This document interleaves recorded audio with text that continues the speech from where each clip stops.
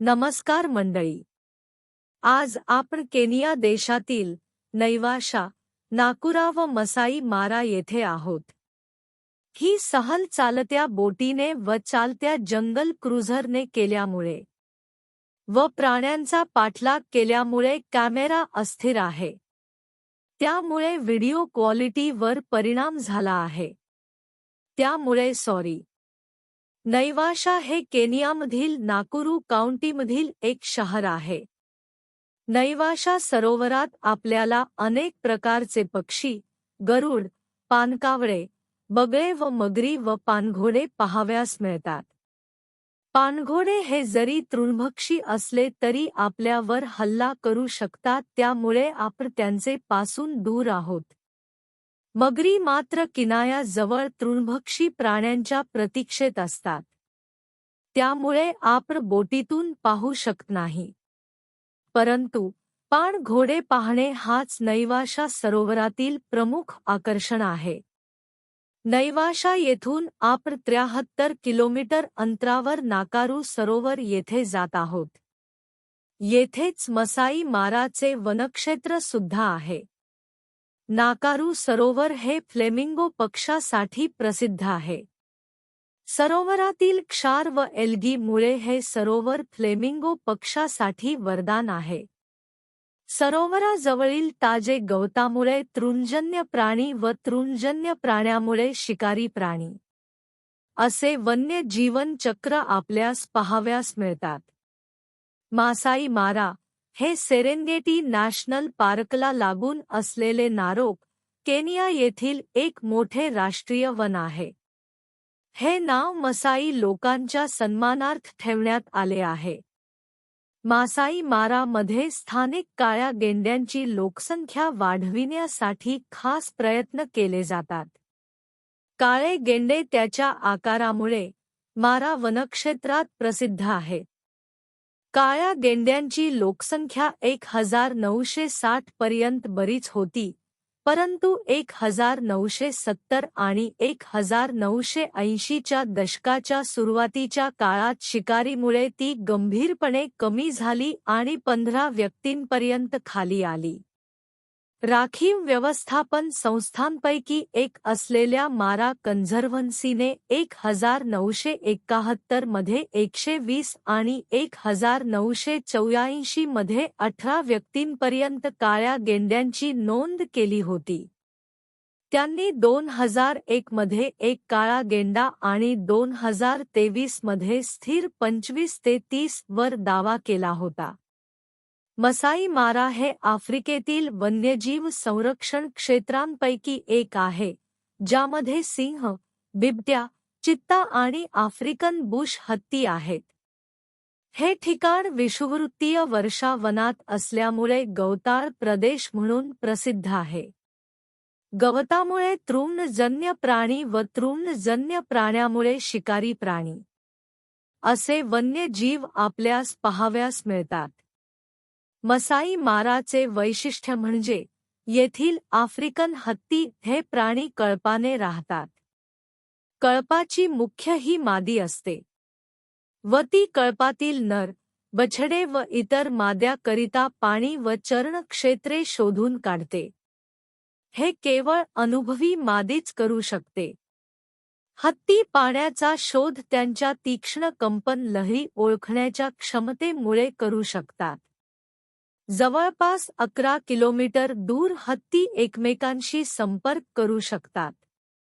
त्यामुळे आपल्याला आफ्रिकन हत्ती हे प्राणी कळपाने दिसतात. हा कळप दूर असला तरी आपल्यास काही हत्ती जवळ दिसतात. परंतु आपण चालत्या जंगल क्रुझरमध्ये असल्यामुळे आपला कॅमेरा स्थिर नाही. मैदानी भागात विशिष्ट मसाई जिराफचे निवासस्थान आहे. केनियामध्ये क्वचितच इतरत्र आढळणारे मोठे रानमृग सुद्धा आपल्याला येथे दिसतात. हे जिराफ व रानमृग आपल्यापासून दूर असल्यामुळे आपण आपली जंगल क्रुझर त्यांच्यापर्यंत नेत आहोत. त्यामुळे आपला कॅमेरा स्थिर नाही. मसाई मारा हे ठिकाण ग्रेट मायग्रेशन साठी सुद्धा प्रसिद्ध आहे. त्यामुळे हे ठिकाण आफ्रिकेतील 7 नैसर्गिक आश्चर्यांपैकी एक म्हणून आणि जगातील 10 आश्चर्यांपैकी एक म्हणून प्रसिद्ध आहे. ग्रेटर मारा इकोसिस्टममध्ये मसाई मारा नॅशनल रिझर्व्ह, मारा ट्रंगल, अनेक मसाई समूहचेस आणि अनेक संवर्धन क्षेत्रे यांचा समावेश होतो. बिग फाईव्हचे सर्व सदस्य सिंह, आफ्रिकन बिबट्या, आफ्रिकन बुश हत्ती, आफ्रिकन म्हैस, काळा आणि पांढरा गेंडा वर्षभर आढळतात.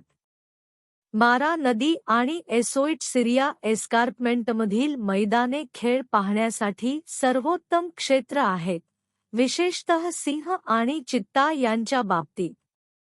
रिझर्व्हमध्ये मोठे मांसाहारी प्राणी आढळतात. सिंह सर्वात प्रबळ आहेत आणि येथे मोठ्या संख्येने आढळतात. सिंह शिकार केल्यानंतर एकाच ठिकाणी बसून अथवा झोपून राहतो. त्यामुळे तो केवळ शिकार करताना दिसतो किंवा एका जागी बसलेला दिसतो. हा सिंह शिकारी असल्यामुळे आपण आपल्या चालत्या जंगल क्रुझरमध्ये आहोत. त्यामुळे आपला कॅमेरा स्थिर नाही. ठिपकेदार हायना हे आणखी एक मुबलक मांसाहारी प्राणी आहेत. आणि अनेकदा ते अन्नासाठी सिंहांशी स्पर्धा करतात. बिबट्या आरक्षित क्षेत्रात कुठेही आढळतात, जिथे त्यांना पळून जाण्यासाठी झाडे असतात.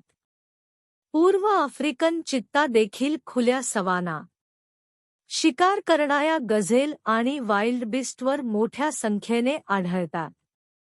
कॅनाईन डिस्टेंपर सारख्या रोगांच्या व्यापक प्रसारामुळे आणि सिंहांशी त्यांना तोंड द्यावे लागणाऱ्या प्रचंड स्पर्धेमुळे आफ्रिकन जंगली कुत्रे येथे फारच दुर्मिळ आहेत, जे त्यांच्या लोकसंख्येचा नाश करू शकतात. त्यांचे पॅक देखील फिरतात आणि संपूर्ण मैदानावर दूरवर प्रवास करतात, ज्यामुळे त्यांचा मागोवा घेणे कठीण होते. आफ्रिकन लांडगे, काळ्या पाठीमागील कोल्हे, African stripe weasels, caracal, serval, honey badger, aardwolves, African wild मांजर, साइड स्ट्रीप कोल्हे, बॅटकान असलेले कोल्हे, आफ्रिकन स्ट्रीप कोल्हे, आफ्रिकन लांडगे यांचा समावेश होतो.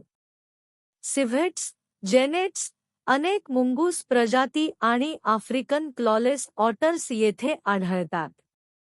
तसेच इम्पालास, ड्यूकर्स आणि कोकच्या हार्टेबिस्टसह काळवीट आढळू शकतात.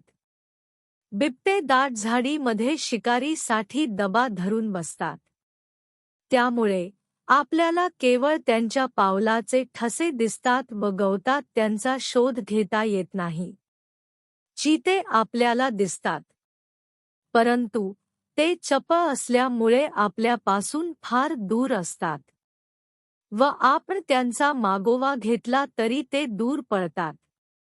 त्यामुळे आपल्याला दूरचा शॉट घेण्यासाठी कॅमेरा उभा धरावा लागत आहे व आपण आपल्या चालत्या जंगल क्रुझरमध्ये आहोत. त्यामुळे आपला कॅमेरा स्थिर नाही, परंतु आपण 2 चित्ते येथे पाहत आहोत. आपण जंगल सफारीचा थरार अनुभव भविष्यात घ्याल, ही शुभेच्छा. परंतु या व्हिडिओचा शेवटपर्यंत आनंद घ्या व शेवटी माझे चॅनेल सबस्क्राईब करा.